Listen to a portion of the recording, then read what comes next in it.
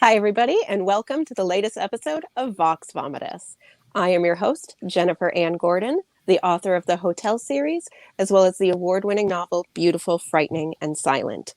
With me today, as always, are my Vomitus vixens, Trisha Ridinger McKee, author of the Beyond series, and Allison Martine, author of the Bourbon books.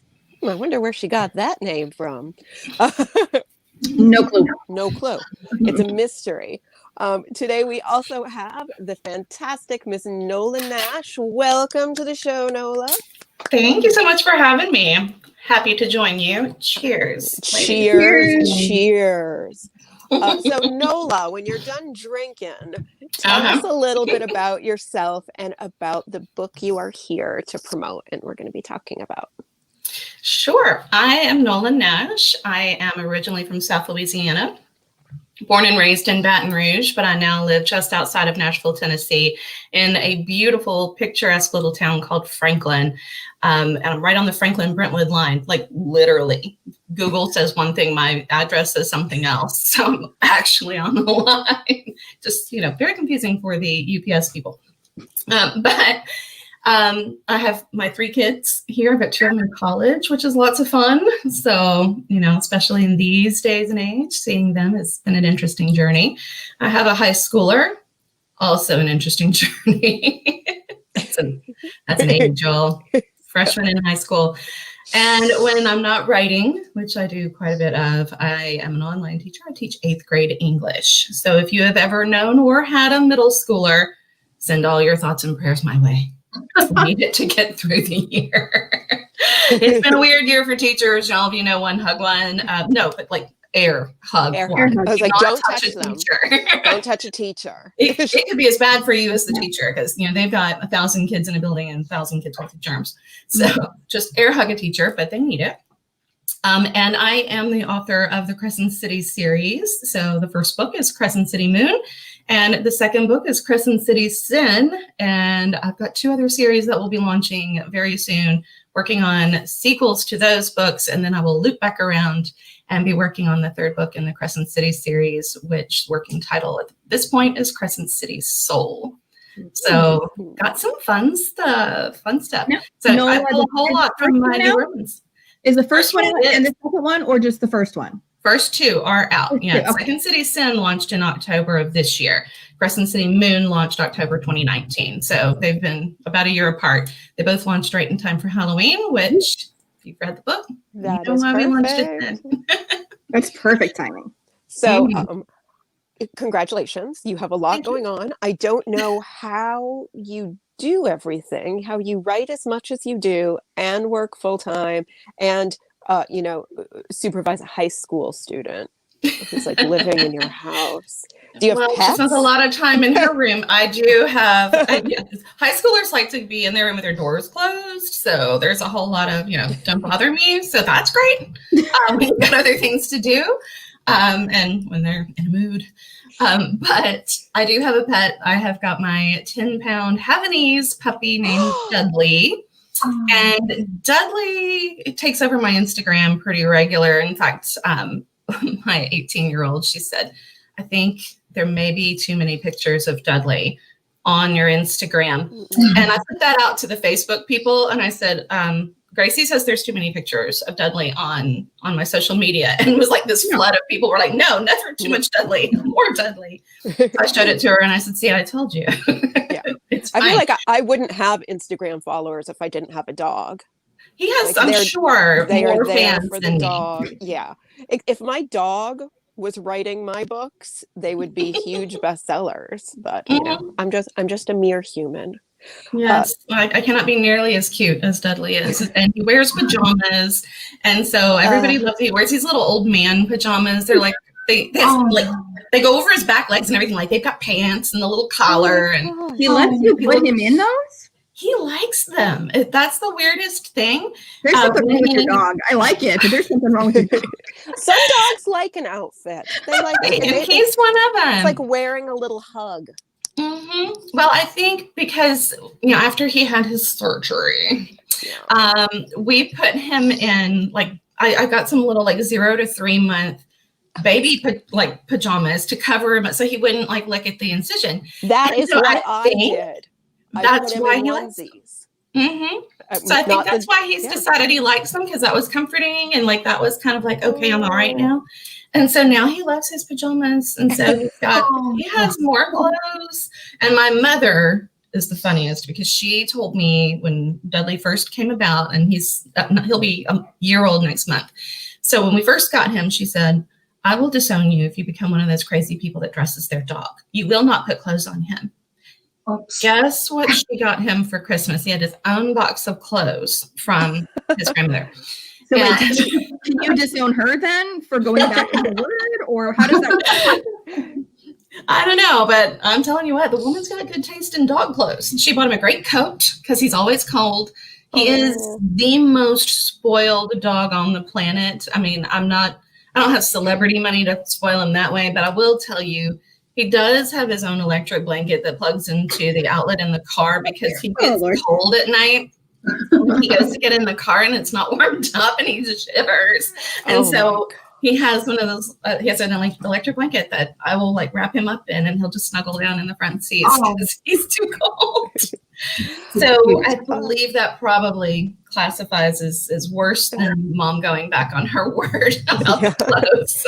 No, you're being a responsible dog mom. Yes, right. Dog moms he would freeze everywhere. to death otherwise. He would freeze. I have a niece. He probably has hair. It's not fur, right? It is hair. Yeah. So it's not real warm. It's very thin. It's very fine and silky. It's cold.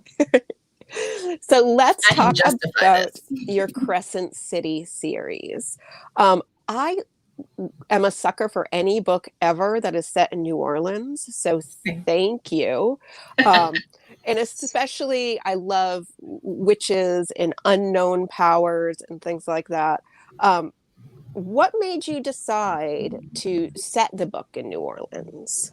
And did you feel like New Orleans was another character that you were writing about? Oh, absolutely. New Orleans is a character, whether it's in a book or not. I mean, let's be honest about New Orleans. I mean, and all the people that are there. Growing up in Baton Rouge, if you wanted to do anything, you went to New Orleans to do it, pretty much. New Orleans was, the cultural destination of, everything fun happened in New Orleans. And so as a kid, I spent a lot of time going down there for various things with my parents. And then as I got older, just with friends. And I loved walking around the French Quarter. I was always a big history nut, and I loved reading like Regency romances and stuff. So I was always into the old stories. And so a city that is 300 years old is full of stories. And when you look at the buildings in New Orleans and you're walking around, so many of them are nearly that old. I mean, very, very old buildings. And it's interesting to think about the stories that those buildings could tell. And there was such a colorful past that changed so much in New Orleans. And so it was always something that kind of drew me there. And not just the historical side, but the acceptance of a variety of faiths and kind of the anything goes, and all of the lines that sort of blur between the magical and the mundane and are totally accepted there. And so for me, it was just fun to play with that. And I loved this city for that fact. And it was kind of my joy in life to put it into a book with all of the things about New Orleans that I loved. And when I sat down to figure out, I had the story idea. And I was like, what all do I want to include here? I want to use New Orleans. Is it, this aspect or that aspect or this aspect? And really it was all of those things. And so it became, what happens if all of those parts of New Orleans collide? We've got the history, we've got the magic, we've got the faith, because the Catholic Church is huge there. Yeah. What if you just slam it all together and make it play nice? What happens? And it does. And it's awesome. It does. So for me, that was the joy of the whole thing, and why New Orleans was the choice, because it always pulled me down there. I always say that part of my soul lives in New Orleans, because I can go down there and all of a sudden I feel like I can breathe again. It's almost like just feeling like you're back at home, even though I grew up in Baton Rouge, which is just an hour away.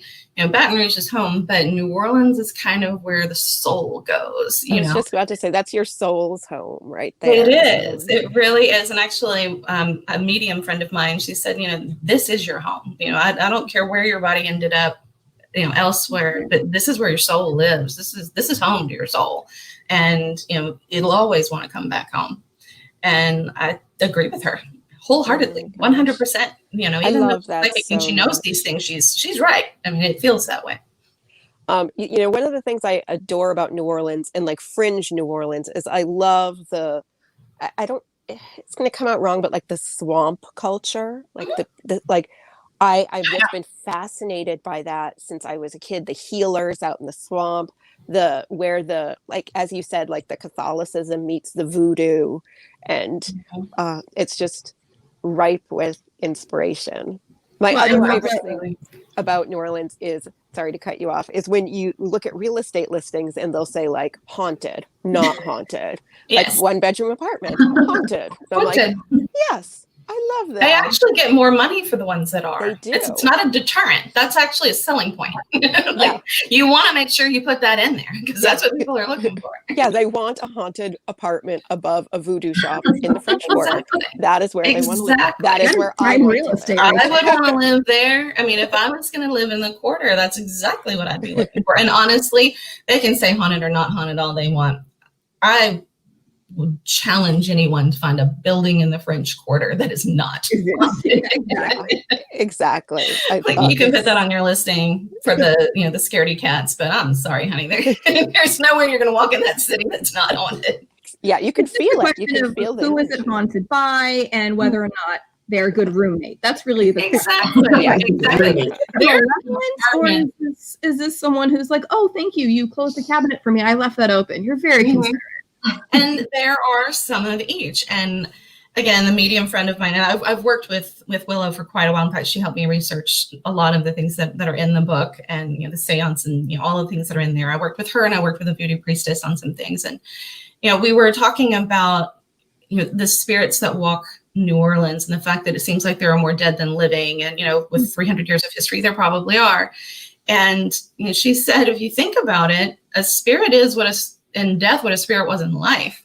So if they were a crappy person in life, they're not going to be a kind spirit. And so they're going to be just as a curmudgeon when they're dead. So it is kind of who were they before? And that's how you're going to know what kind of roommate they would be. But there is an apartment that has been rented out, kind of turns over quite a lot down there, because the ghost that haunts it would women would rent that apartment because it was in a fairly safe area where it was. But they would wake up in the middle of the night with a man sitting on the foot of their bed. And all he'd do was just sit there, but it was enough to freak them out. Really? And so people would break that lease and get out of that apartment all the time because they just couldn't stand the guy sitting on the foot of their bed. Like, that's all he do. There should be a clause like in the lease where it describes the kind of ghost you're getting. Yeah. Like, you have to be fine with not going to touch you, but he's going to sit there and just hang out. Like, are you cool with that? No. If you're not, you don't sign the lease. That's right. That's right. There should be full disclosure on the type of haunting you will encounter. Yes. I mean, noisy. It's not that there will or won't be. It's just, what is it? Get your description up front. And Nola, you touch on that so much, at least in the first one. And full disclosure, I've only read the first book, so don't spoil anything for the second. But how you go between, so it isn't presented like, oh, any kind of spirit is automatically malevolent. It's like, no, there's a war going on, really, and you handle that so beautifully. And I just was curious whether some of that stuff was stuff you knew going in or had experienced, or if some of this you were talking about your friend, whether that friend gave you a lot of like cliff notes on walking you through how this works. Because I've read a lot from that era or that area, and never have I seen such a beautifully detailed description. I mean, it's not a how-to book, but there's so much in there about the use of candles and the use of different herbs and how you process the herbs. I'd never experienced that in a book. And it brought everything to life in such a vivid way that just chef's kiss. It was beautiful. So I'm assuming your friend helped you with a lot of that. She was part of kind of polishing some of that up, but I had the first draft of the book done before I met her. Oh, wow. And yeah, so she and I met as I was working on Crescent City's Sin, and needed more to draw on for that book. But a lot of what I write about, and one of the reasons why it's so detailed and kind of that how-to book, is because so much of that culture in New Orleans is sensationalized. It is corrupted in the way that it's presented.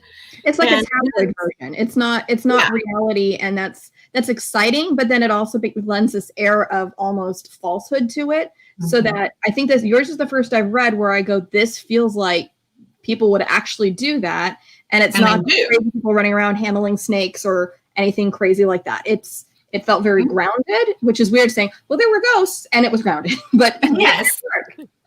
Well, and that was sort of the whole point of it for me. And because New Orleans is so near and dear to my heart, I wanted to do right by the city and its traditions. And so I set out, and that's one of the reasons why I was able to enlist the help of, people in that community, of both the magical community and the voodoo community.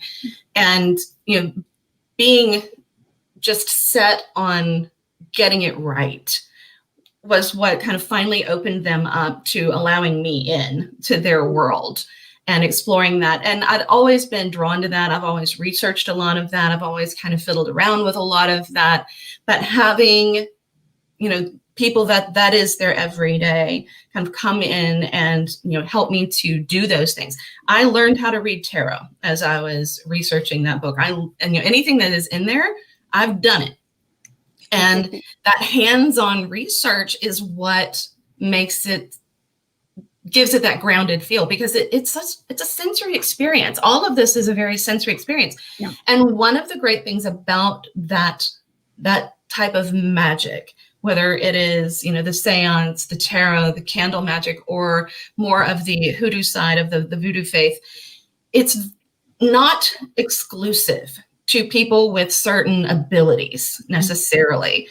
It's materials that are commonly found around you. They use the things that they can easily get their hands on, whether it is red brick dust that they put on a doorstep to keep, a evil spirit out, salt, herbs that are readily found and grown nearby, bones of the food that they would eat, and then keeping those bones to then do work with them. So all of these things are available to anyone who wants to learn how to do this. And that was sort of the point. And showing people that anybody can do this makes it seem less fantastical, and it helps to kind of let the reader more easily suspend their disbelief about everything else that's in the book. And so it pulls them into that world of magic, because I could do that, what they just described. I can do that too. So if I can do that, then maybe this is not so far-fetched after all. And so bringing the reality, the authenticity of that practice is super important to me. And I continue to experience things and continue to talk to people. And anytime I have a question about something that I want to put in the books, I run it by Willow, and I run it by, there are several people, Willow is a friend of mine down there. The owner of Starling Magical is a friend of mine down there. Bloody Mary of Bloody Mary's Haunted Museum. She talked with me the last time I was there, because I was getting a bone reading kit, because there is a bone reading session in book 3. And so if I'm going to write about it, I need to learn how to do it. Right. And so I wanted her to make sure that what I was doing was historic bone reading, not modern day bone reading. And I mean, she would know the difference. And so she sat there with me for a while, and she said, got any questions about it, you let me know. And it's important to have those connections to get it right, because so much damage has been done by getting it wrong. And it's important to me, and because I love that place so much, and I love these people, and I love their faith and their traditions. I mean, I have a voodoo altar set up in my bedroom. It's a working altar. It's one of those worlds that once I got into it, I didn't want to get back out, because I like it so much. And so I think it was always kind of part of me tugging at me. And that's why I like the city so much. And I was always drawn to those things. And so, having that experience with it now, it's almost become, it's very much part of my life. And I guess that's why she always says my soul is in New Orleans. And that's part of being your soul in New Orleans, is having that part of it too. That's perfect. And yeah, you give such respect to the traditions and the culture. And I think that helps people see it as a religion and as a faith, and not just something that they saw in an episode of the originals. Yeah. Nothing bad about the originals. Klaus was hot, but I'm telling you, there are some great vampire shows, and American Horror Story, Coven, being down there with Marie Laveau, and I'm sorry, but Angela Bassett is a heck of a Marie Laveau. She's fantastic. Completely historically inaccurate. And nothing about that. It is entertainment. It is, and people in New Orleans will see it as entertainment, but they also know that is nothing like how it really is. And so that's the Hollywood version of it, which is fine. It's entertaining, but I wanted to get that authentic side out there, because honestly, I think the authentic side is more interesting. It's fascinating stuff. It is. I've read some of the stuff that probably isn't so accurate, and it isn't as engaging because it doesn't pull you in, because you just think, okay, what next ridiculous thing is going to come out? And then you just lose really any investment in the characters, because you lose that grounding in the reality where you start. And I was going to say, you treat Voodoo very respectfully, but you also handle the Catholic Church beautifully. And I just thought it was wonderful that you were able to kind of pull in both of these things that can be maligned in our media, and you had them woven together in a beautiful way too. So it wasn't like we were pitting one against the other or any of that. That didn't occur in the storyline either. Again, not a spoiler. Which it wouldn't, because in New Orleans, they do play nicely together. Right, there's a synergy there, and there's a mutual respect. And I liked how that was handled. But you don't often see that. It's not usually how those things, like, oh no, those are the old ways, and the old ways are wrong, and we have to correct them beat them over the head with a crucifix. And that never occurs in your book. So yeah. And there was a very brief period of time, and where people did have to hide their voodoo and old world faith in the Catholic saints. And they do line up rather nicely. And honestly, if you look at world religion, you're going to see these same kinds of things over and over and over again. So it was very easy for them to hide their Orisha behind the saints. And then it became part of it. And it still is to this day. I mean, you will find people that venerate both groups, and it's absolutely fine. Marie Laveau, of course, we all know her as the Voodoo Queen of New Orleans, was a devout Catholic. She went to Mass every time Mass was, she was there on Wednesday, she was there on Sunday, she was there on every holiday where she needed to go. And yet at the same time, she was doing all the things that she was doing in the faith that was important to her. One of her best friends was Father Antoine, and Père Antoine and Marie Laveau worked together. They worked with the poor. They worked with, healing yellow fever victims and caring for them. They worked side by side. And so even though there was a time where it wasn't as accepted, it was always an undercurrent. And it really was the Spanish who had the biggest problem with it. And the Spanish only had New Orleans for about 40 years. And so it was this little, chunk of time where they really had to lay low. But the French were very tolerant of all of that. And so, the Catholic Church had I was just going to ask. So I don't have a French background. I mangle all the names. Can you please pronounce the main character's name in the first book? I know it starts with a Z. I don't know what to do with it after the Z. Zélie. Her name is Zélie. Okay, I wasn't sure if it was Zeoli or Zeoli. I didn't know if it was a sound. Every time I tried to say it in my head, I was like, that sounds like a pasta. I was like, Zeoli. And I'm like, that can't Zeoli. That would be Italian. That's Zeoli. That's different. It's because I'm writing about Italy right now in my book. There you go. Like, Zeoli. Hungry. Zélie. And one of the other characters that's a little harder to pronounce is Solène. I was going to guess. I didn't know if it was Solene, Soline. Again, Solène. I took Spanish. It is not helpful here. Zaley and Selene. And those are the two Camille, names I that are got the just hardest. Yeah, Camille. Camille's pretty easy. Camille. And we got Lizette and Celeste. I mean, they're all pretty easy. Louis. And that's the other one. It's not Louis. Saucier? It's Louis. Sochet. Sochet. Sochet. Even that one Louis I had right and I had it wrong.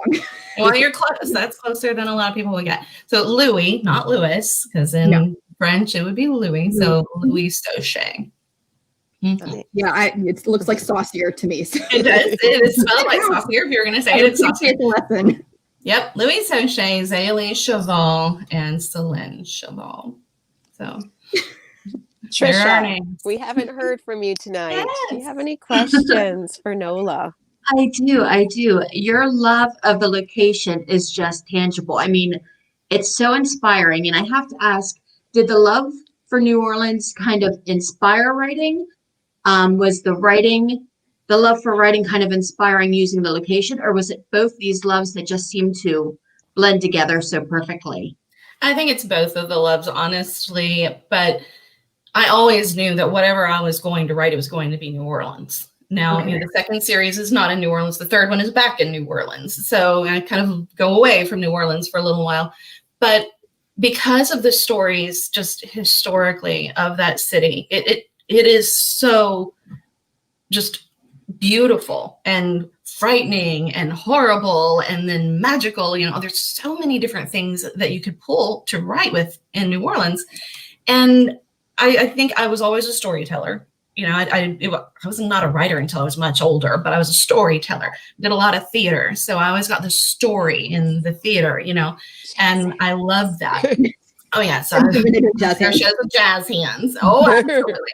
But I grew up in community theater. My mom and dad were part of the community theater. And so, I was either on stage or working backstage, helping my dad build sets, but it was all creating a story. And, I told stories when I was a little bitty girl. My mom read to me a lot. And, I would tell the stories that she read to me to stuffed animals and friends. I was a storyteller. And it wasn't until I was older with children of my own that I finally said, you know what, I have my own stories to tell. It's time they actually made it to paper. And, they weren't fabulous at first, but they were good practice. And then it's kind of like when that kind of synergistic moment of this is the story and this is the time. And now we put those two things together, that Crescent City Moon came about. But New Orleans was always the inspiration. Always. I mean, I wasn't that kid that would be like, I'm going to grow up and go down to New Orleans so I can go to Bourbon Street and hang out, down there and do all sorts of horrible things. I was one that was walking around looking at, the ironwork and the stuccoed buildings and going, I wonder who lived here before this was like this. And, like looking and reading the plaques and stuff. I was that kid.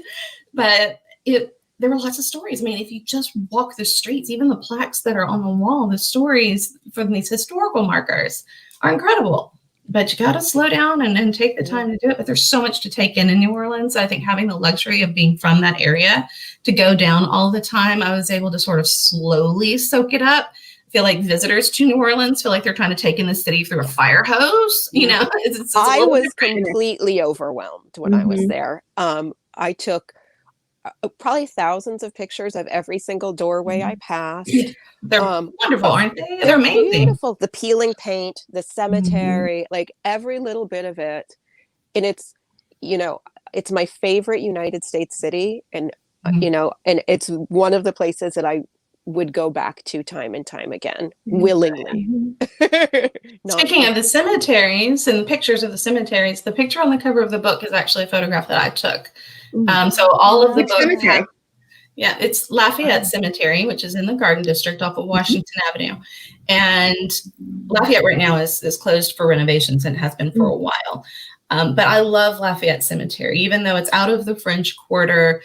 It's not as touristy, now because of a lot of the defacing of the tombs. St. Louis No. 1, which is right behind the French Quarter, you have to go with a guided tour group and things like that. And they, it's a little more watch the people who go in and, keep an eye on them. But Lafayette is one that you can just go walk around, and it's just peaceful. I love the cemeteries.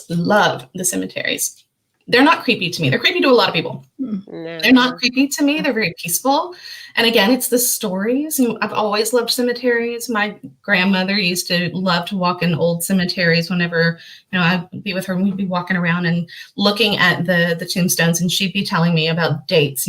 Look, this child died at this point. So what was going on historically at this time? This is probably why that child didn't live very long. And she was telling me the story of tombstones of people she didn't even know, because she was piecing together the history and the family and kind of looking at the tombs around it. And so for me, they're storybooks too. And so I love them. I love the architecture and all the above ground tombs and the statuary and just the beauty that's there. And to me, it is such a relaxing place to just go stroll around. There's a peace there. It's not a creep out factor as much as a peace there. And the above ground burials in New Orleans is so unique. It is unlike anything you're going to find in the United States. They actually took the tradition from France and brought that over. But it served the purpose very well. Even though it was traditional to bury people that way, it also was necessary in New Orleans because there was not The water table. all You have around. Yeah. And the caskets would pop up. I mean, if the water table rose It's and not what any you big want. storm, no, you don't. And I mean, I had a friend of mine who lived on the West Bank of New Orleans, and after a major hurricane, I guess it's Hurricane Andrew hit, there were graves that had come up out of the ground that they thought was, a safe place to actually use the below ground burial. And they popped up out of the ground and they floated to the end of a cul-de-sac and just were circling and where the fence was, like a dead end. Gosh. And A dead end, really, Nola? dead end, yes. But bump. I need my own drum kit over here. But, so yeah, they just had to figure out where to put the bodies back and where did they come from? Who are these people? Yeah. They had to figure it out and get them back where they belonged. And so to avoid that, and then the French Quarter without having very much solid ground to use anyway, it worked because they couldn't have all these people laid out, for, big farmland fields. I mean, they had to consolidate because that's all they had. So how do you consolidate? You use the same tomb over and over again. And so generations of people are buried in the same tomb. So you can look at some of them have as many as 50, 75 people. I think there's one in St. Louis, number one, that's got, I think, 85 that are there in one of those things. So the system of how that works, and it's a natural crematorium is basically what it becomes. And it's fascinating to see that and to be kind of around the different styles of them. And Lafayette had one that was open for a while. It was not being used. And so part of it, you could see the shelf. It was it had actually kind of been left open as an educational thing for people who didn't understand how it worked. And so you could see the shelf, you could see and where they would go and then how they would wall it up. And it was pretty fascinating to kind of see all of that in the wide open. And then I end up doing the tour guide thing, which is kind of, I should really watch what I do. I walk around and then I see this couple who's standing there confused in front of that thing. And I'm going, tourists, see what they do. And so I'm kind of practically everybody in that cemetery is tourists. Although the locals do kind of walk around again for the peace of the place. But I kind of watched them for a minute and they're just very confused about why this tomb is open and the fact that there's no one in it. And yet the plaque next to it has all these names on it. So I explained it to them. I was like, would you like me to tell you why that is? And they're like, yes, please do. And so then they asked if I was a tour guide and was I doing another tour that day. No, sorry. Nope, just obsessed. Just a graveyard creeper. Just a creeper. That's really what I felt like. I was like, I'm gonna go now. Somewhere else. I think you're in good company here, though. I'm a huge cemetery fan. I grew up really close to one, so that is where all the neighborhood kids would go, and we would just hang out there. It's where I walked. It's where I smoked my first cigarette. I worked for a funeral home. It's not going to creep me out. And Trisha lives next door to a cemetery. You open my front door and it's a cemetery. Mm-hmm. That's great. See, I would love that. There's one. I live in an apartment complex, and we actually have one building over, and up on a hill is the cemetery for the family that the land that the apartments are on used to belong to. And so we have the McKay Cemetery up there, and it's really cool. Again, it's very small, but it's a neat little quiet spot that you can just kind of just go be quiet for a while. And I like it. I like going up there to that one. It's not quite Lafayette Cemetery, but that was one of the things that I really liked about, when I picked out my apartment here. I was like, I want to be by the cemetery. Haunted, not haunted. Walk away from one here too. So it's like, why is it that this group is going, you know what we need to be by? More tombstones. We need more tombstones in our lives. Dead people. There are not nearly enough dead people in our lives. Oh my gosh. So you're working on, I know we're slowly running out of time, but you're working on another series that's not the Crescent City series as well, correct? Do those books take place in New Orleans, or are you? Not the next series, but the third series does. Okay. So there's 2 more series coming out. The next series is Traveler. And Traveler is more modern fantasy, although there's history in it, because our main character, she writes promotional material for a tour company, and her boss keeps sending her out to have authentic experiences so she can write about them. But Shelby, I always describe her as if Anthony Bourdain was a 20-something chick. She's, snarky, sarcastic, a little unappreciative of the job that she has, even though it's a dream job. And she's working desperately to hide these cracks in her armor, and she drowns everything in a bottle of Chianti, as she's going along. So, she's not handling life real well. But she gets sent by her tour company, and her next assignment is to go tour Europe, because she's supposed to be writing promotional material for the company's new magical history tours. And so the magical history tour. Yes. So she's got to go and get, all this stuff. So, but as she's touring these kind of old places, she starts having some strange experiences because history has a bone to pick with her. So she's been born in the wrong time and has missed her destiny. And so history is trying to guide her back. And so her journey through that book, through space and time, is about learning who she is, who she's supposed to be, and where and when she's supposed to be, and then how to get there. Okay, well, when is that coming out? Yeah, when is that coming out? I'm not sure. It's supposed to be coming out this spring, so we shall see how quickly we get that one out. I'm sure I'll be looking for some ARC readers before long on that one. So, hands up. All right. Yeah. We're on social media now. It won't be hard for you to track us back down and go, do you have that copy? Yes. And all of that's making me totally miss Anthony Bourdain. So I'm just going. I know. I read his books as well, and I'm just going. So Anthony Bourdain's still not with us anymore. All right. Yes, and I mean that was a hard day for me, because so much of her character was sort of an homage to him, and just I loved him, loved watching his stuff. I mean, it's like having him in the background not only gave me a glimpse at the world, but a glimpse at kind of mankind. And I loved that. And so I kind of twisted her a little bit where she's not appreciating as much as he was appreciating. It was kind of like he would approach things with the cynicism, like, I'm not going to like this, and then fall in love with it. And I loved that idea of really needing to own your own biases and then kind of come around. And so she does a lot of that too. And so it's interesting to watch her journey, and it was fun to write her journey.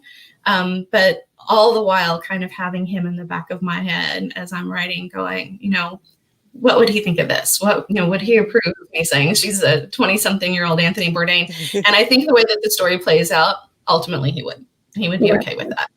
Does it have as much of a culinary feel to it? Because I'm a huge foodie. Food. I mean, she definitely enjoys some food, and there's some funny lines, especially around food. She gets to Rome and orders a plate of spaghetti and meatballs, and her Roman tour guide has to tell her that's like, only there for the tourists. We don't eat that. They need something authentico. That is not it. And I was going to say, when you talk about New Orleans, most people will think of, everyone knows Anne Rice, that's kind of required. But one of my more recent, more modern set New Orleans books are culinary fiction written by Poppy Z. Bright. I don't know if you've read some of those. I haven't read them, but I know who that is. Liquor and Prime, and they're so good. And I couldn't talk to somebody who has visited New Orleans and has such a beautiful homage to it the way you do in your books without asking, when you go to New Orleans, where do you eat?